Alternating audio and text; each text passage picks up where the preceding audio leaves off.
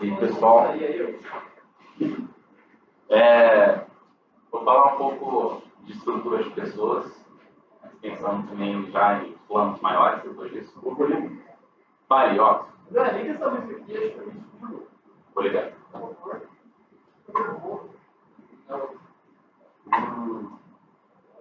Essa? Perfeito.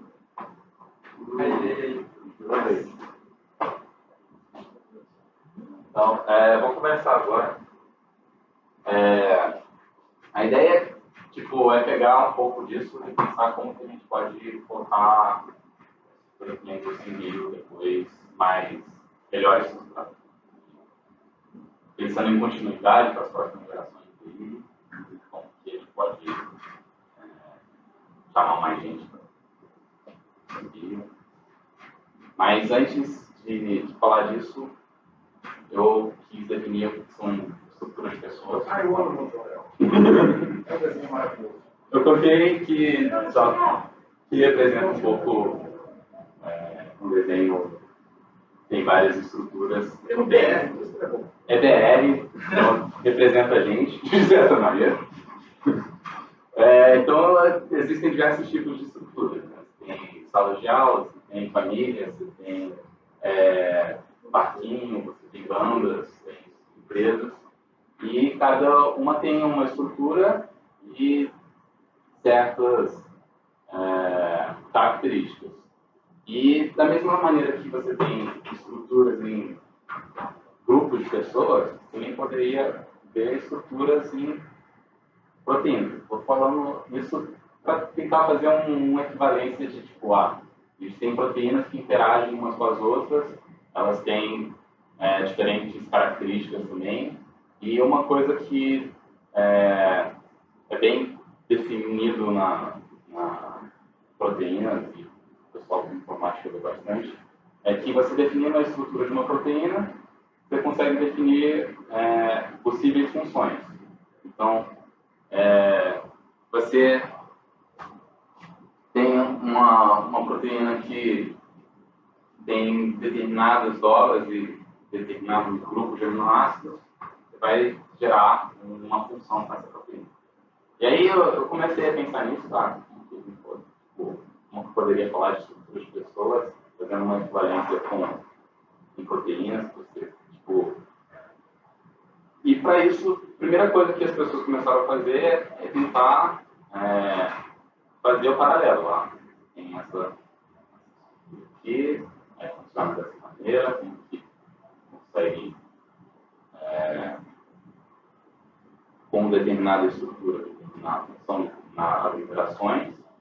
E aí eu fui procurar o que já existe nesse tipo de estudos. Né? Então você tem esse cara aqui, que é o Anthony Giddens, ele começou a estudar sociologia com essa característica da estrutura de uma sociedade dar a função para ela.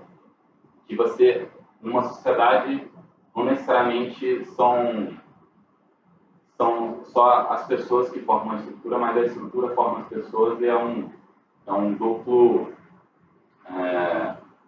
comportamento. O que é estrutura esse cara?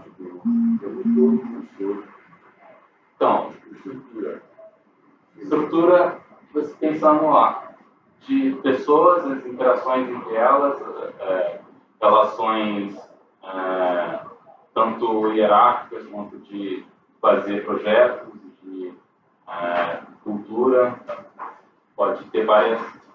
Então, tem vários jeitos de ver estrutura. Tem estrutura de poder. Tem estrutura de poder. Às vezes estrutura com um termo tão amplo, o brasileiro fica meio fora de sentido. Só tem uma forma. É mais estrutura de Dessa poder. forma, somente tem efeito em pessoas, enquanto a estrutura é produzida e reproduzida no final. Então. Em geral, na sociologia, eu vi um podcast esse dia sobre a estrutura de poder. Quando a galera de mundo fala de estrutura, estrutura de poder. Cara, se não tem estrutura de poder também, tipo, uma organização hierárquica na qual uma pessoa tem voz e controla o que outras pessoas fazem. Entendi, mas abstrato é isso, mas tipo assim, é uma população que você tem classes de pessoas que, por algum motivo, exercem um poder uma sobre a outra. O que é o exercer o poder? É controlar o que uma pessoa faz, como ela vive. Um pedaço de matéria consegue controlar os pedaços de matéria em relação a onde eles vão se parar. Em relação aos graus de verdade que ela tem. E não precisa ser necessariamente uma coisa, uma pessoa exercendo poder sobre a outra, mas cada uma exercendo uma função para integrar aquela sociedade. Então, pode ser mais horizontal. Uma estrutura de relações, tipo... Pode ser, por exemplo, um time de futebol. O que seria a estrutura? As regras do futebol. E aí as pessoas que jogam futebol, elas exercem determinadas funções para fazer a função de jogar futebol. Quando a gente fala de poder, a gente pensa, tipo, eu acho, mas o negócio é pesado, mas eu não entendi que a galera de humanos, que fala de poder, é qualquer estrutura possível de poder. Mas essa estrutura não tem poder. Poder, se você for uma janela, você quiser, ridículo, tipo, imagina. Na sociedade, você tem uma forma. A que ser a forma da sociedade, que seja a mesma coisa de estrutura. Ou forma de estrutura. Sabe, para mim meio que fica muito solto, eu não entendi nada. Cara. Então, pensando que já existia tem uma evolução, né, da sociedade, e ela começa a criar uma forma. E aí ela criar uma forma, tipo, em que sentido? Quanto que é? Não, eu queria só perguntar para o Takeshi, que eu acho que é a pessoa que mais sabe disso. Ele é físico, ele é celeste, a gente esquece disso. E ele trabalha com estrutura de... Mas agora ele está na filosofia, então ele sabe que ele não sabe. Ele deve saber tudo isso. Ele é o high mind do conhecimento. Então, tem alguma coisa que você... Tipo assim, quando você fala estrutura. É isso? Não, mas o que ele quis dizer como Eu acho que é o conjunto de toda essa relação de força. Então, você falou força como físico ou força como força de classe, força de sexo, força de perder a sociedade. Pelo que eu entendi ali, ele fala que forma é tipo uma estrutura que ela se auto-reproduz, né? Então não basta ter uma estrutura, ela tem que ser reprodutiva. Então isso é uma forma.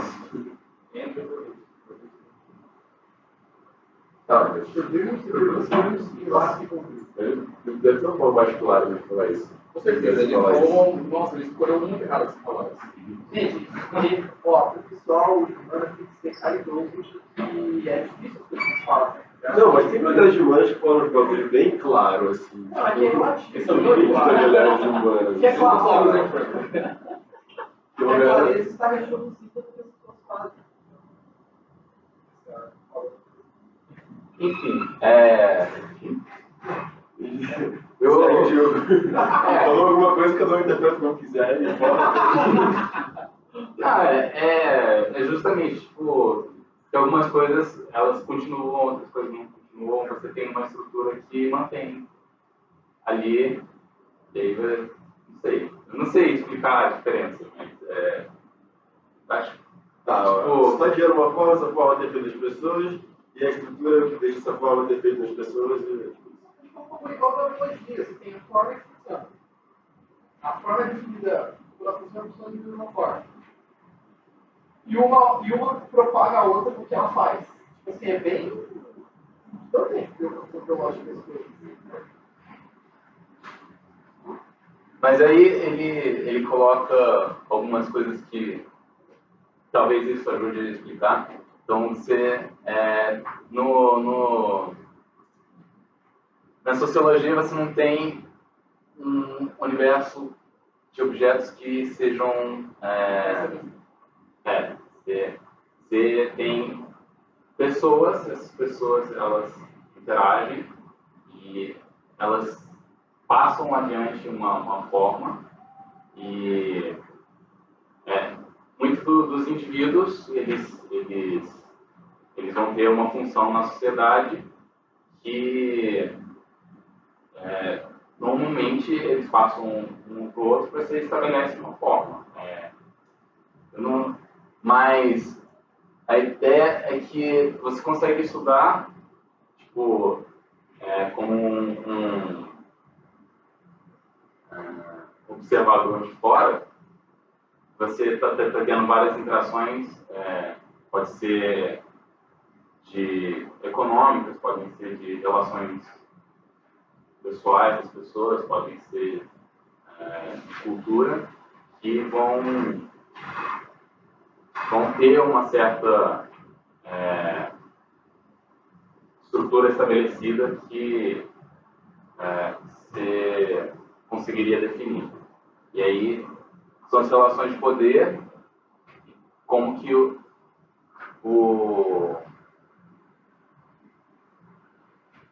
como você conseguiria ver isso?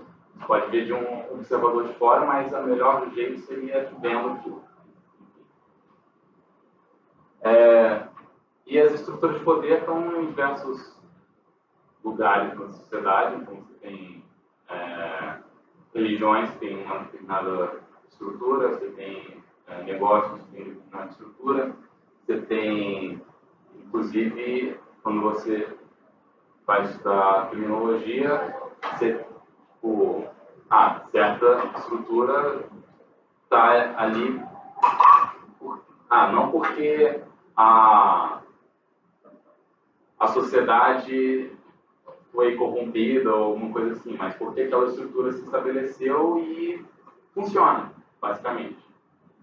Então é uma coisa meio evolutiva na biologia. O mínimo local, assim, o máximo local. O mínimo local, assim, funciona para o melhor ideal, mas... E aí você consegue explicar por que determinadas relações que não necessariamente são vantajosas para os seres humanos continuam, sabe?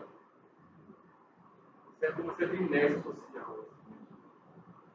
Vale. Vocês fizeram uma complementação sobre o que eu li aqui e ajudou a entender melhor o que eu falei? Vai. Esse maluco, o Anthony Giddens, ele é o quinto autor mais referenciado de livros de humanidades. Tipo assim, ele está vivo ainda, ele é um crítico do pós-modernismo e ele é realmente conhecido por essa teoria da estruturação. Ele parece ser um maluco de esquerda, mas ele advoca por um terceiro caminho da política, tá ligado? Tipo, além da esquerda, da direita, focando na questão ambiental. Então, a última publicação dele foi essa. Então, esse é só o contexto para saber, tipo assim, que ele tá porque às vezes você fala o nome de um autor, e tipo, quem é o autor daquilo que fala? Cara, será que ele é? Entendeu? Tipo, aí isso me fez entender melhor. Desculpa, pode continuar. Só complementando. Valeu, só acho que dá um contexto. Mas, e aí você também começa a se perguntar, você tem uma estrutura estabelecida e o que faz aquela estrutura continuar, se faz sentido aquela estrutura e por que as pessoas continuam fazendo aquilo. E aí eu peguei tem um episódio lá de Adventure Time, por exemplo, que tem a Sociedade dos Magos, eles fazem toda uma escola para ensinar novas magias, e aí no final os magos mais sábios eles ficam usando o poder para segurar um cometa para não explodir a escola. Então toda a estrutura que eles montaram era só para manter a estrutura, mas não tinha mais do que isso, era só vamos manter essa sociedade aqui funcionando sem nenhum propósito. E aí vale a pena continuar segurando o meteoro para que não caia e destrua, ou você consegue manter, pensar de outras maneiras e se você ter um propósito para aquilo.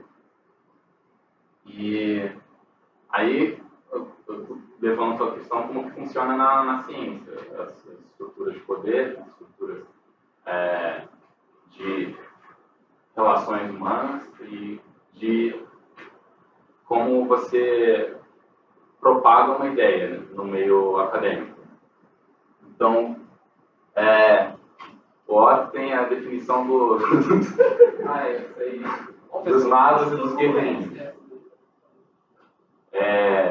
Então você tem, de acordo, talvez ele possa falar melhor, mas tem o pessoal que consegue focar em estudar na teoria e procurar novas teorias e tudo, e tem uma pessoa que vai fazer o trabalho mais duro, fazer análise de dados e trabalho mais bruto. E das duas maneiras consegue estabelecer novas ideias na ciência. Não, é mais ou menos isso que o André falou, só que tem mais chuva. A academia ela tem uma estrutura, um RPG, e aí se resume esse RPG a apenas duas propriedades principais de habilidades das pessoas. Uma é força, resistência, características de um mind. E outra é poder, magia, mana, características de um farso. E, não, aí algumas pessoas são mages, elas não aguentam, beleza, mas no contexto, essas habilidades, elas só existem numa situação de conflito, então esses personagens vão enfrentar um monstro, uma coisa, um desafio, uma aventura. Como esse desafio e aventura, no contexto da ciência? Problema da natureza. A natureza tem vários problemas, só que os problemas que aparecem na natureza, eles não necessariamente se encaixam nas nossas skills, nas nossas visões de mundo. Então, existem problemas que pessoas que têm um perfil mais knight conseguem resolver na natureza, conseguem matar, que os mages não conseguem matar. E aí tem alguns problemas que só os mages conseguem matar e o knight não consegue matar. Então, o que eu quero dizer com isso? Por exemplo do mage. Mage é aquela pessoa que vê um problema matemático muito difícil, todo mundo está pensando, nossa teórica, caralho, a pessoa olha assim e parece que ele tira da bunda, e por magia a resposta, porque o negócio você fala, você não consegue saber como que a pessoa fez o caminho até resolver aquele problema. Parece magia, entendeu? Tipo assim, e às vezes parece magia mesmo. Agora o Knight não, você consegue saber o caminho que ele fez até o problema, mas só que é um problema muito, assim, que precisa de muita perseverança, assim. É exaustivo, né? É muito exaustivo, você tem que, sabe, ter uma resistência, uma resiliência para resolver ele. Alguns problemas da natureza são assim.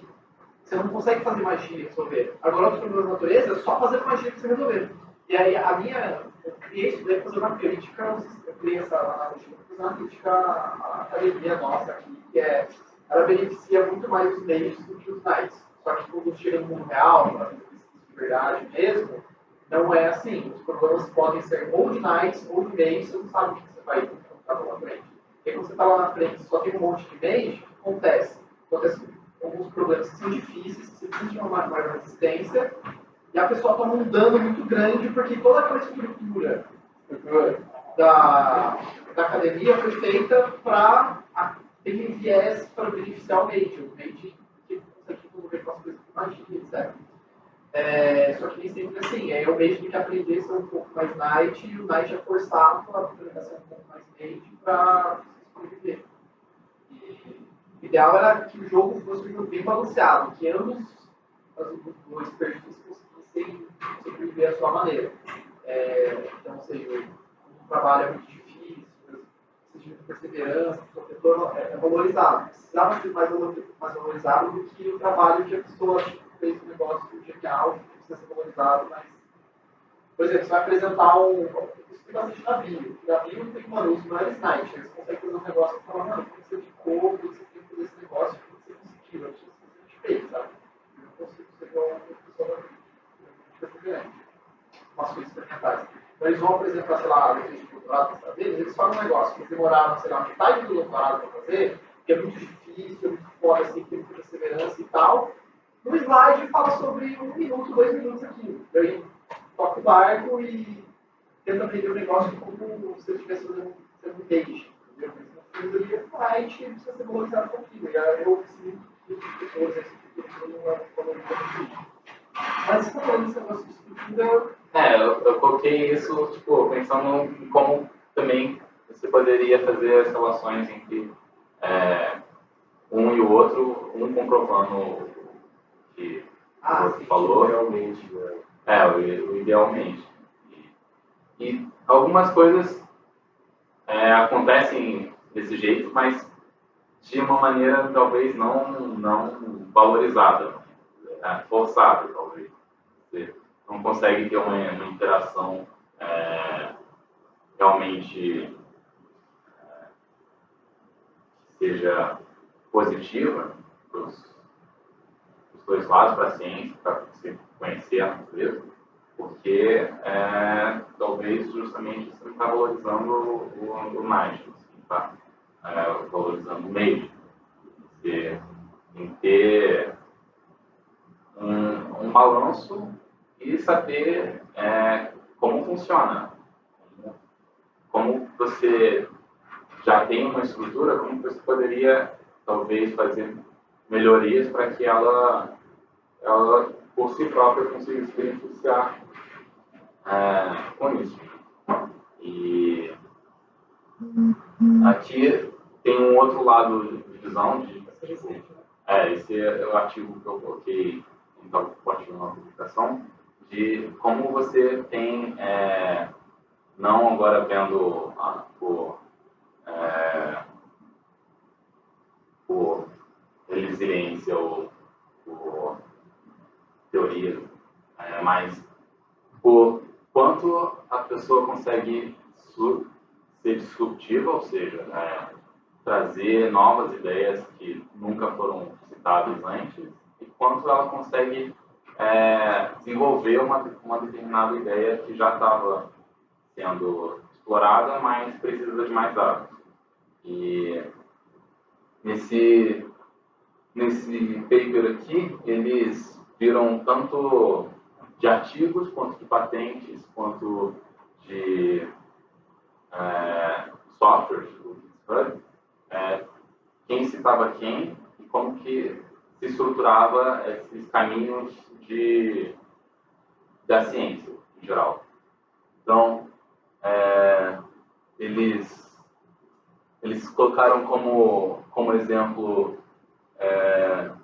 esse modelo aqui como disruptivo, que é uma ideia de que é o do grão de areia, ou seja, você tem um sistema que está aparentemente caótico e ele começa a se organizar por conta própria. Então, se você jogar areia em determinado lugar, você começa, às vezes, a formar padrões. E aí, eles usam esse como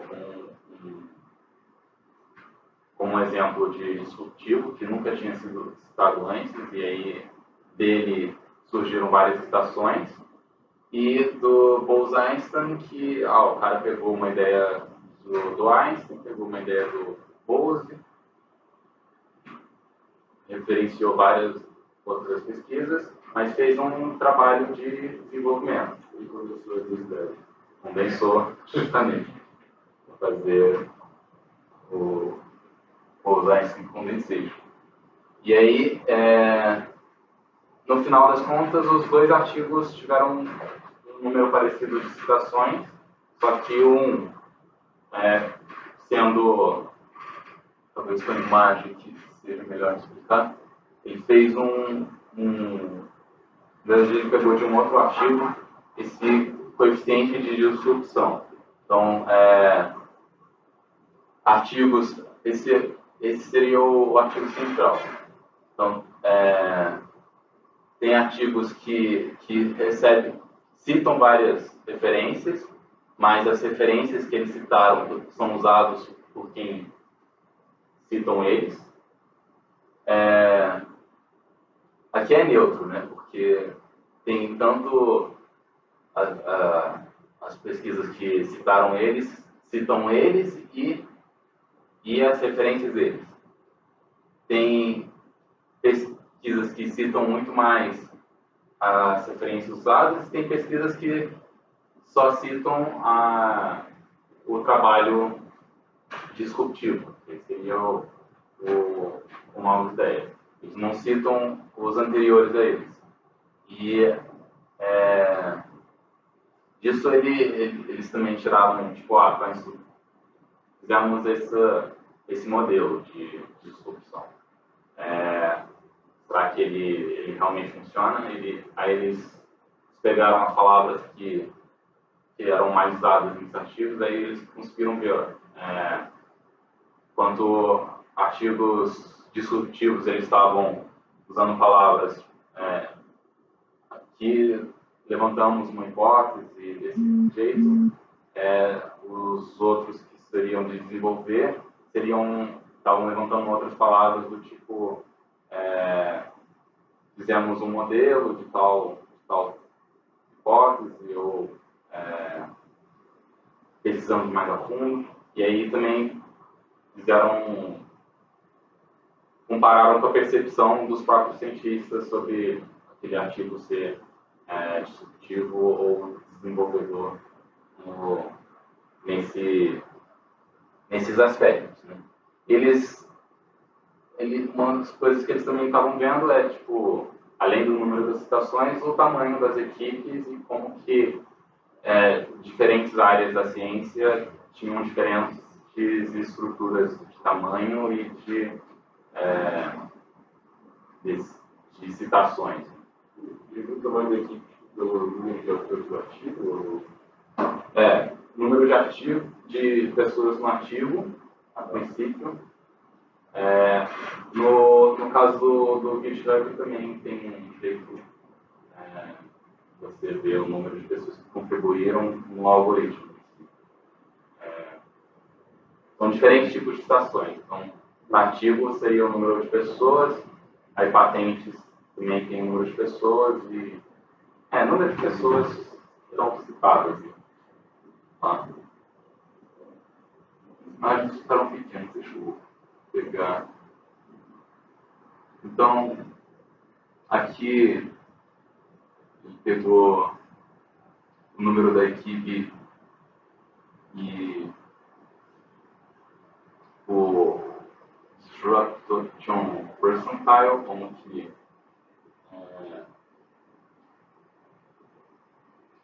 que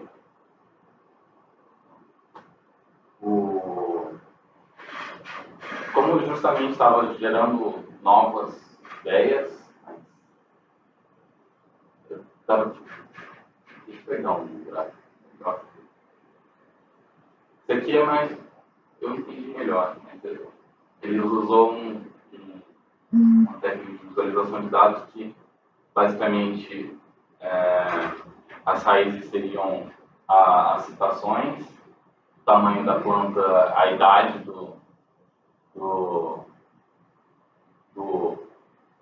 daquela linha de pesquisa, então, tipo, e os ramos, quem citaram eles, a pesquisa estaria aqui na base.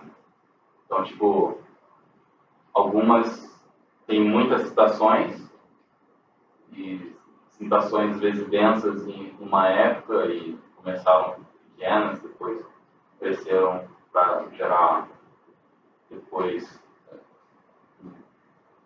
diferentes. Então, quem tem a pesquisa, a raiz, quem foi referenciado, e a planta em si, quem citou eles. Então, quem que informação foi para cima e foi para baixo. Então, a altura é o tempo. Então, tipo, aqui está de 1975 a 2015, por exemplo.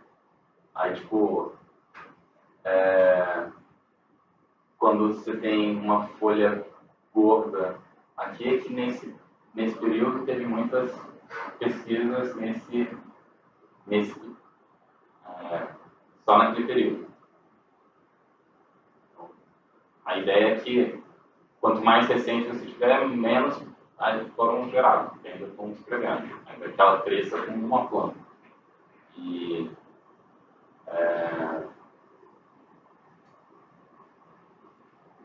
você tem o tamanho do time, normalmente, quando você tem um tamanho pequeno, você às vezes começa a gerar uma nova linha de pesquisa, começa a ser referenciado, mas às vezes um tempo muito longo para que ele seja bem impacto, né?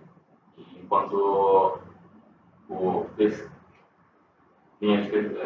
pesquisas que têm uma equipe muito grande conseguem ter, estão training. No momento eles conseguem ter um impacto grande, mas com o tempo às vezes acaba caindo.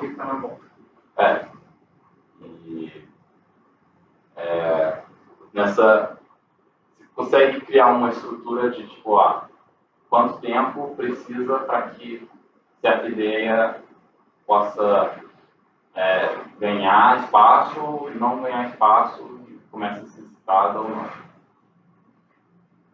Mas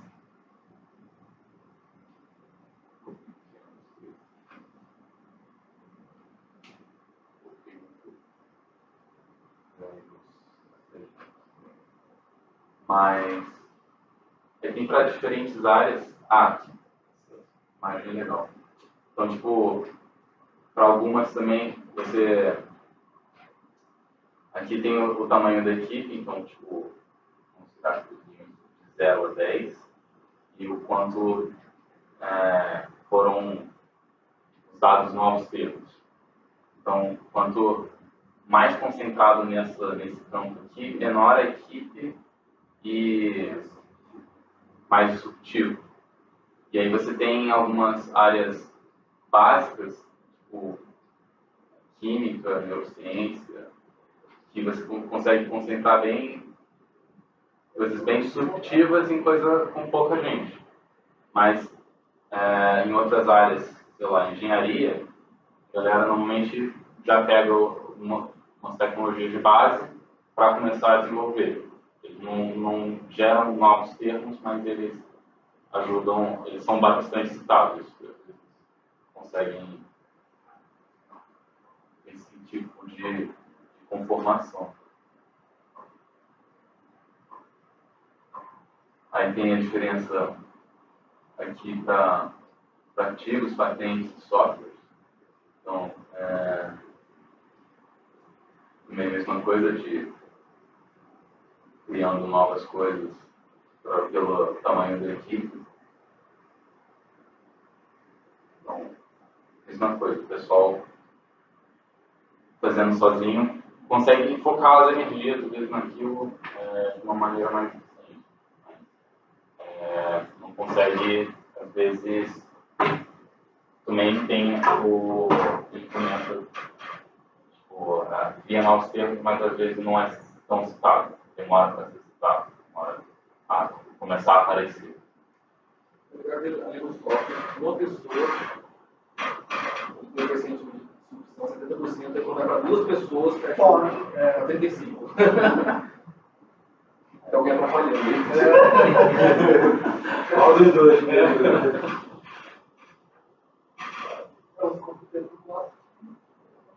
Tá nas garagens dele lá sozinho. Pegar a luz. Mas eu acho que você vai naquela linha do Made, do Warrior, tipo, não é aquele grupo grande, ele não cria novas coisas, porque ele desenvolve as coisas que já estão na caminhada.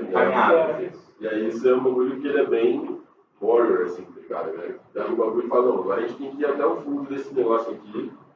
E outro bagulho é o cara sozinho, que às vezes faz um negócio e aí quebra o paradigma, sei lá o que, muda o negócio, mas aí ele não faz mais que se falar, toma aí, e aí quem é valorizado no geral é o cara que quebra o negócio e fala, ó, isso aqui é diferente, não o cara que quebra o negócio que é diferente, mostra realmente porque isso é importante. Né? Isso é interessante também. Inclusive tem algum lugar aqui que ele mostra, tipo, as pessoas que fizeram as coisas sozinhas. estudando o pessoal que ganhou o Nobel, como que era a estrutura das equipes deles. Normalmente eles trabalham em grupos pequenos, mas Depois que eles ganham o Nobel... Tá, aí tem esse pessoal que ganhou o Nobel, mas também tem o pessoal que criou a ideia nova, mas não foi pra frente. E morreu na praia. E aqui tem também uma parada eu que... achava que a impressão que eu tinha que era o contrário, tipo, que assim, grupos grandes eles iam ter mais segurança para fazer pesquisas mais disruptivas do que grupos pequenos. É que não são necessariamente grupos, né? Então, quando eu li o outro abstract, eu achei que era grupo, tipo, o grupo de pesquisa lá, o relatório.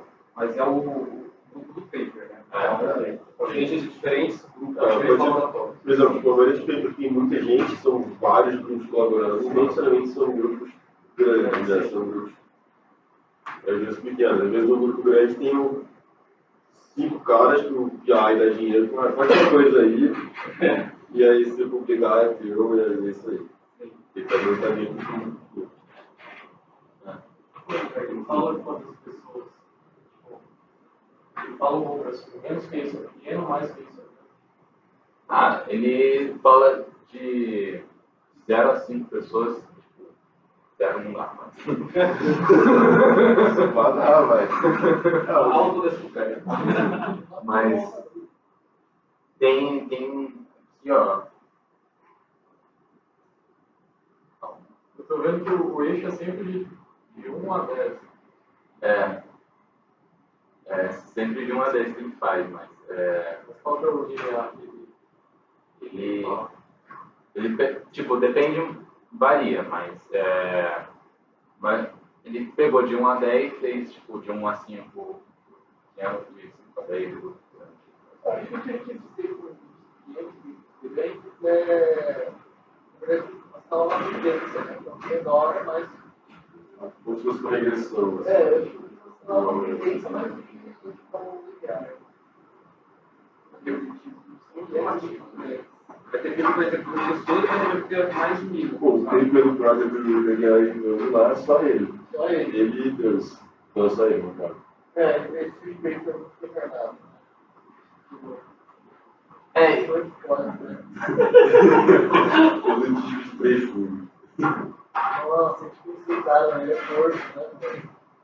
Não, eu conheço nosso, você não. Conheceu, caralho. Não, não é ele. Ah, não, a gente conheceu o outro. Conheceu o João Douglas. É do robôzinho. Até o Chão. E aí tem uma coisa que eles falam também, da galera que para dar uma puxada nos trabalhos iniciais, eles começam a se citar. Fiz o meu primeiro trabalho, vou citar o meu próprio trabalho. Eles citações ele vai seguindo nessa. Se tem um paper, você não tem nenhuma citação. Se tem 2, você tem 1.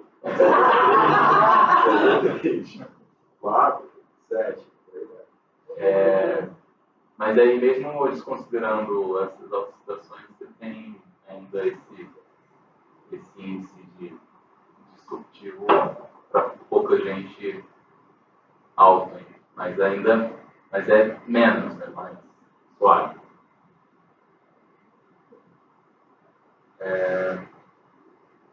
Aí aqui tem as coisas da popularidade, né? O tempo que precisa para que ganhe popularidade, de acordo com o tamanho do time. Então, deixa eu ver se tem um melhor assim.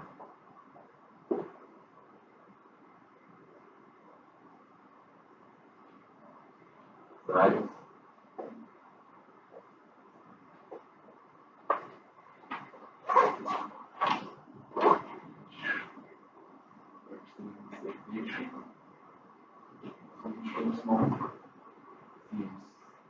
Então, tipo, quanto os times grandes estão fazendo os pequenos trabalhos no começo. Então, tipo, poucos times grandes começam a citar, aí depois ele ganha uma popularidade, tipo, para ganhar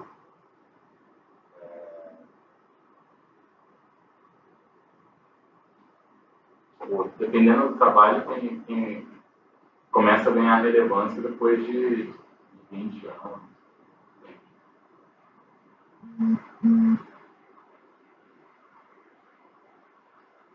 Aqui é o do funding, quanto que os caras estão ganhando.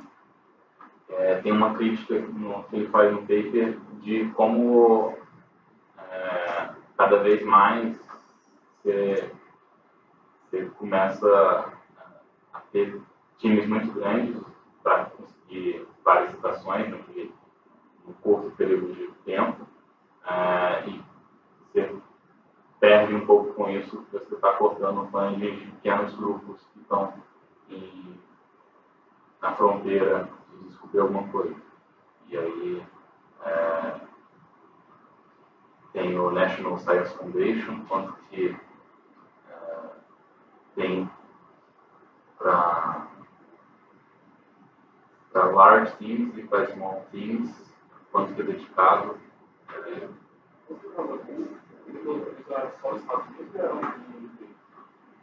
Eles olharam nos Estados Unidos, mas vendo situações do mundo inteiro. Grupos dos Estados Unidos, as pesquisas são dos Estados Unidos, então tem quais bancos de dados ele usou para fazer as análises. Então, um foi o GitHub, que é internacional. O banco de patentes ali foi dos Estados Unidos e de artigos eu esqueci o nome.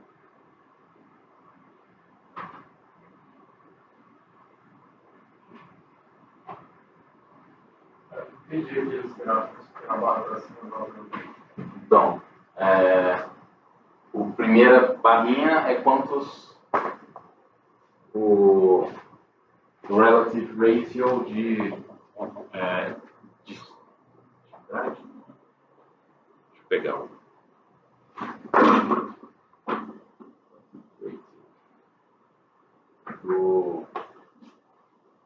Do disruption sobre team size, coisa assim.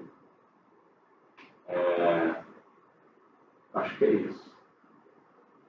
Vou pegar a legenda aqui. Ele fala que pequenos times disruptivos são pensados, mas são underfunded. Mas depois podem ganhar um Nobel, por exemplo. Mas não normalmente, mas alguns conseguem. Tipo,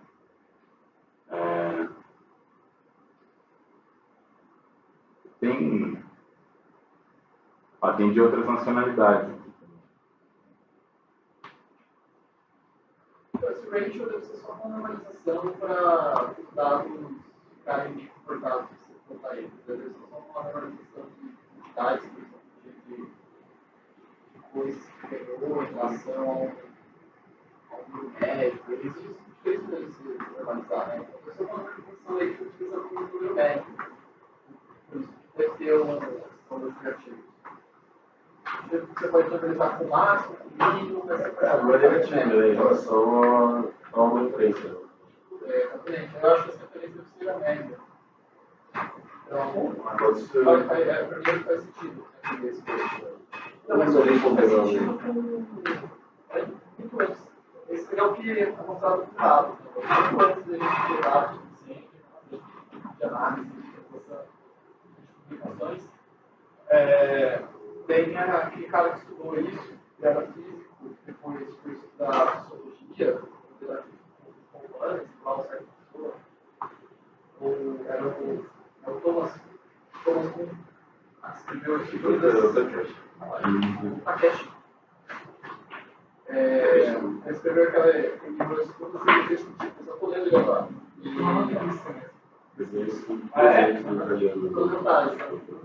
É um livro legal de ler para a gente, acho que ele tem um viés mais preciso. Então, quando a gente fala, ele é muito preciso. Você vai ter um negócio lá na frente, você pode voltar e a definição e aí vai fazer sentido. Então, ele é bem matemática, acho que não escreve sobre isso, então eu consegui entender mais facilmente. Ele escreveu para escrever física, só que a galera do Humanas gostou e... Não, mas ele falou muita coisa, né? Ele falou algumas coisas sobre química também. Biologia ele quase não fala, ele só cita, assim, quase não fala. Mas o que ele fala existe uma ciência, ele define certas coisas. Então, antes de ele chegar realmente no ponto do livro dele, ele faz um monte de capítulos, digamos, de definições e classificações de possíveis configurações das coisas. Aí, uma das coisas que ele define é a ciência. Para a gente falar de revolução científica, a gente tem que entender paradigma. Para entender o paradigma, a gente tem que entender ciência normal. E aí, ele define o que é ciência normal. A ciência normal, basicamente, ele classifica alguns tipos de coisas que caracterizam a ciência normal, mas, basicamente, e o que ele fala? Quando ele está falando de ciência, ele está falando na parte de ciência social. Então, quando fala ciência, fala um conjunto de pessoas que praticam a ciência, não um método científico. Quando ele fala de ciência, ele fala que a ciência normal é aquela ciência que busca se, digamos, resumindo muito fortemente, é se autoafirmar. Então, ela fica se autoafirmando, então ele cria um viés nessa autoafirmação de métodos, de várias coisas. E aí, o que cria essa autoafirmação é um paradigma. Né?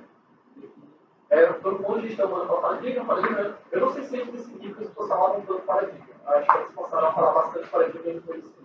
Esse livro é tão importante, só para parênteses, por exemplo, agora lá em Felipe, aqui, nas escolas, quando eles estão no ciclo básico deles, eles têm muitos livros que eles têm que ler, must read.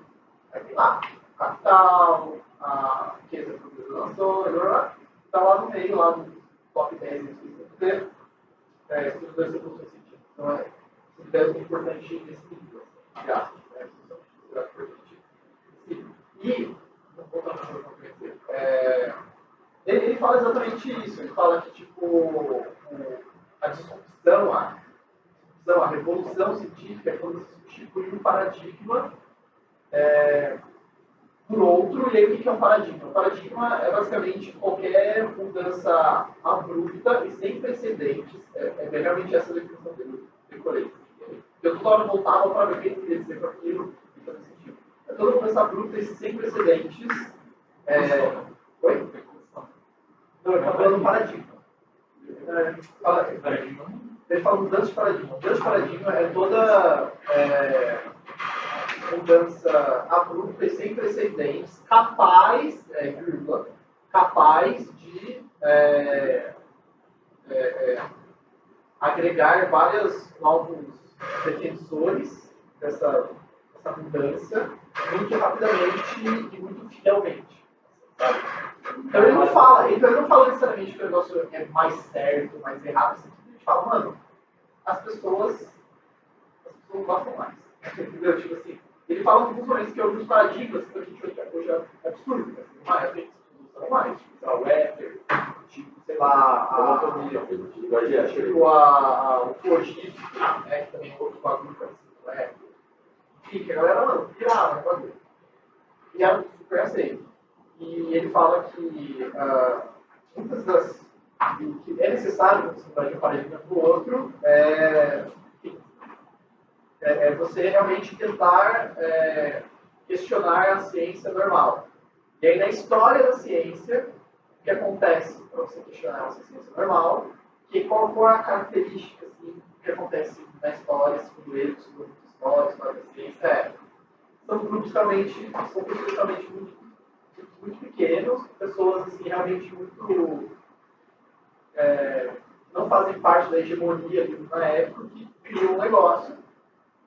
Existe uma certa resistência inicial em aceitar aquele negócio, quando é um grande paradigma, e aí depois de um certo tempo o negócio é adotado e aí vira um novo paradigma, certo? Então, isso aí tem consonância com o que está mostrando com a teoria de estrutura da ciência desde os anos 60. É legal ver com dados agora. Então, tem que falar a mesma coisa por um outro caminho. Então, isso só afirma uma determinada validez de uma determinada teoria. Em Newton, um exemplo muito legal que é o da Lynn Margulis. Porque ela propôs, teve duas coisas que ela propôs, que são tipo, mega que ela propôs ao invés de terem 5 reinos, você propôs 3 domínios. Na verdade, e ela propôs a hipótese de simbiose, assim. E aí, até hoje, na aula de Biocel, um dos professores fala, ainda simbiose, não sei o que lá, mas tem uma coisa muito abrupta você falar, não, mitocôndria é uma bactéria, é uma arqueia que entrou nessa célula aqui e aquilo está fazendo umas coisas juntas. É uma mudança muito drástica, assim. E a Lynn Margulis que postou isso com um grupo e ela é um grande nome, assim. Aí uma coisa legal que eu falo no livro é por que é desse jeito. Por que assim, você faz a ciência ser desse jeito de você criar uma ciência, uma coisa que considera a ciência normal, toda hora, e ligar essa coisa. Ele argumenta o porquê desse jeito, ele tem vários argumentos, um deles é em relação ao ensino. Tipo, a maneira como a ciência é ensinada, e as pessoas não ensinam paradigmas. Você não ensina, olha, o paradigma é esse que está falando, não fala para paradigma. Você ensina por exemplo. Então, tipo assim, olha, sei lá, por exemplo, força. Força é massa de aceleração. Exemplo, massa. Não, olha, força, sabe? Você não vai direto para a origem da questão de onde vem, de fato, de onde você tirou força, igual massa de aceleração. Não vai direto para a química. As pessoas ensinam química, eles já vão direto dando exemplos. A substância simples é oxigênio. A substância, sei lá, composta, nem sei como é que as pessoas falam mais. Tá, dióxido de carbono, fica bem básico. Mas ele não dá uma devida atenção para o paradigma da coisa, que é tipo, mano, o universo acreditamos que o universo é algo corpuscular. Só isso já muda pra caralho um monte de coisas. E você ensina, o paradigma está ali, entendeu? As pessoas não estão conscientes dele. E essa inconsciência do paradigma atual também torna ele difícil de ser quebrado. Você não consegue ver ele. Como você vai quebrar, você consegue ver. E, enfim, eu estou também aqui falando demais já. Não, é bom. Além da questão da cultura. Me ajudou Mas muito. é um livro muito legal. Eu acho que, mano, eu tô afim de terminar de ler ele e fazer uma apresentação que é, tipo assim, biologia sintética. É realmente uma revolução ou não? Uma coisa que eu queria levantar também é tipo, você tá criando nem a ideia. Tem algumas pessoas que estão fazendo grandes revoluções e agora, a partir de agora, a gente vai começar a incentivar mais esse grupo, ainda mais funding aí. O que garante que esses grupos vão realmente fazer algo assim? Nada garante. É uma aposta. Isso são todas tendências. A galera estuda essas... Você tem estava vendo um vídeo do Vsauce 2, que era você tem duas caixas para escolher. Uma caixa misteriosa, que você ganha 0 ou 1 milhão, e uma caixa que você ganha 1000 garantido. Você escolheria qual das duas caixas ou escolheria as duas? É 50-50? Qualquer probabilidade de dúvida. É aleatório, você não sabe. Não sabe. Você não sabe a probabilidade de dúvida da caixa. Mas quais são as opções? Tem duas caixas. Tem duas caixas. Escolhe uma, ou escolhe as duas, A ou... informação que você tem, Você escolhe as duas. você vai ter que inferir. Você pode escolher. Idealmente você escolhe. Eu tô colocando um problema para vocês. Pode? Então, Quem não escolheria as duas? tem grande parte da população que não, porque tem uma coisa, tem uma pegadinha. É que eu não posso falar isso antes de explicar a coisa. É que quando você pega as duas, tem o índice da ganância, coisas assim, que só leva para o zero quando você escolhe as duas. Você escolhe só a B, você ganha 1 milhão. Eu vou ser enganado. É que não estava escrito. Mas não tem uma escolha necessariamente certa. Não, óbvio que a escolha certa é as duas, cara. Desculpa. Você tá puto, você não ganhou 1 milhão. Então, as duas são erradas se a pessoa que está oferecendo está te enganando. E se ela está te enganando, eu não te escolha certa, melhor, tá ligado? Então, tanto faz que eu escolhi. Tá te enganando, por quê? Não está enganando, eu falo, não, você foi ganancioso. Não, então, mas existe a chance dele estar errado, porque o dinheiro foi colocado antes. Então, se você escolher as duas e ele errou na predição dele, você pode ganhar 1.000.000. Então, existe essas chances também. Então, tipo... Eu entendi, o que tudo é possível. Basicamente, deixa eu ver. Tem o...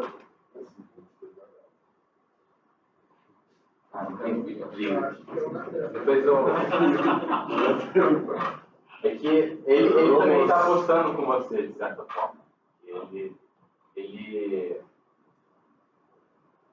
Depois eu posso passar o vídeo, quando eu vou terminar a parada. Mas, tipo, o que garante que você investindo em uma estrutura com grupos pequenos vai funcionar, uma estrutura grande vai funcionar?